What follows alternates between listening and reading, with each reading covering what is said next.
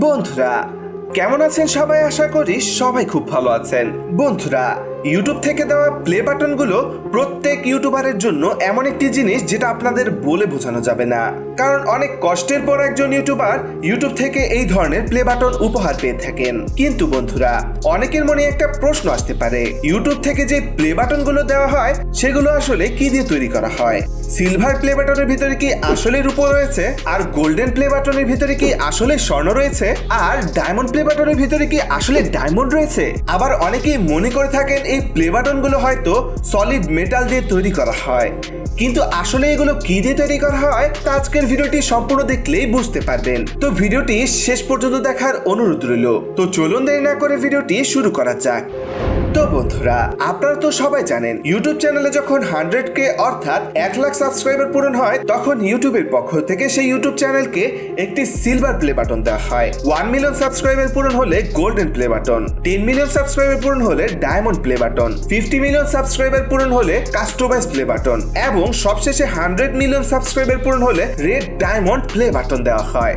তো আমি প্রথমেই বলেছি আজকের ভিডিওতে আমরা দেখব এই সকল প্লে বাটনের ভিতরে আসলে কি থাকে। আসলে এগুলোর ভিতরে কি রূপো, স্বর্ণ এবং ডায়মন্ড থাকে নাকি অন্য কিছু থাকে? চলুন সিরিয়াল অনুযায়ী দেখে আসি। Number 1, silver play button.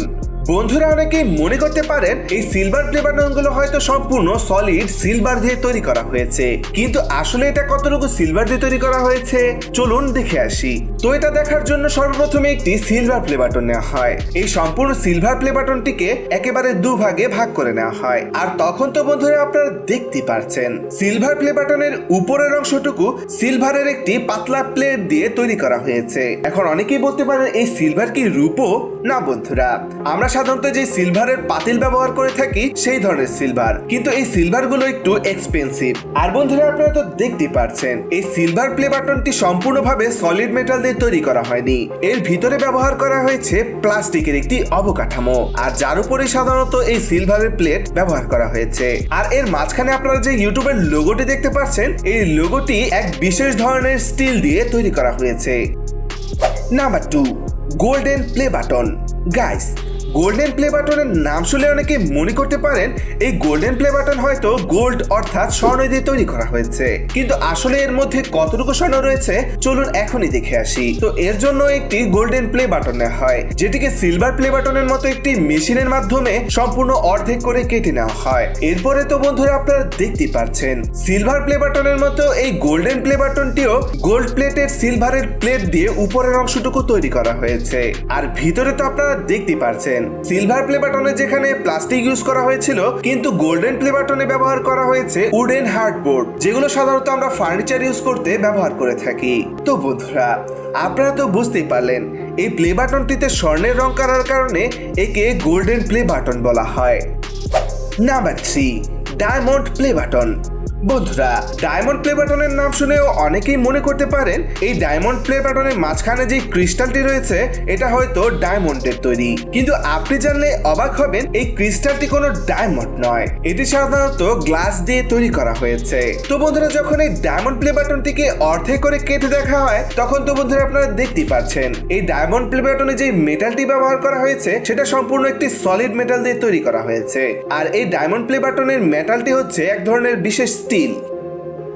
তো সবশেষে নাম্বার 4 এ রয়েছে রেড ডায়মন্ড প্লে বাটন। বন্ধুরা, এই প্লে বাটনটি এত এক্সপেন্সিভ হওয়ার কারণটি হলো পৃথিবীতে মাত্র হাতে গোনা কয়েকটি এই রেড ডায়মন্ড প্লে বাটন রয়েছে, কারণ এখন পর্যন্ত পৃথিবীতে হাতে গোনা কয়েকটি চ্যানেলই 100 মিলিয়নের সিঁড়িতে পা দিতে পেরেছে। তো সাধারণত এই রেড ডায়মন্ড প্লে বাটন গুলো পূর্বের দেখানো ডায়মন্ড প্লে বাটনের মতোই তৈরি করা হয়ে থাকে, শুধুমাত্র এর মাঝখানে যে রেড কালারের ক্রিস্টালটি রয়েছে সেটা একটু এক্সপেন্সিভ হয়ে থাকে, কারণ এই রেড কালারের ক্রিস্টালটি এক বিশেষ পদ্ধতিতে তৈরি করা হয়। তো কি সেই বিশেষ পদ্ধতি চলুন সরাসরি দেখে আসি। তো এই রেড কালারের ক্রিস্টালটি তৈরি করার জন্য এক বিশেষ ধরনের গ্লাসের গুঁড়ো নেওয়া হয়, যেগুলোর সাথে সিক্রেট ইনগ্রেডিয়েন্ট মিক্স করে নেওয়া হয়। এরপরে সেগুলোকে অত্যন্ত তাপমাত্রায় গলিয়ে এরকম একটি মন্ড তৈরি করে নেওয়া হয়, যেটাকে দেখতে অনেকটা গোলাকার লাগছিল। এরপরে সেই অর্ধগোলাকৃতির গ্লাসটিকে নতুন একটি মেশিনে রেখে দেওয়া হয়। এরপর যখন সেই মেশিন থেকে গ্লাসটিকে বের করে আনা হয় তখন সেটা পূর্বের তুলনায় অনেক চ্যাপ্টা হয়ে গিয়েছিল।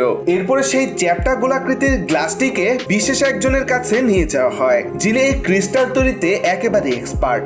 এরপর সেই ব্যক্তিটি তার দক্ষতা এবং খুবই সূক্ষ্মভাবে এই রেড কালারের ক্রিস্টালটি তৈরি করে থাকেন।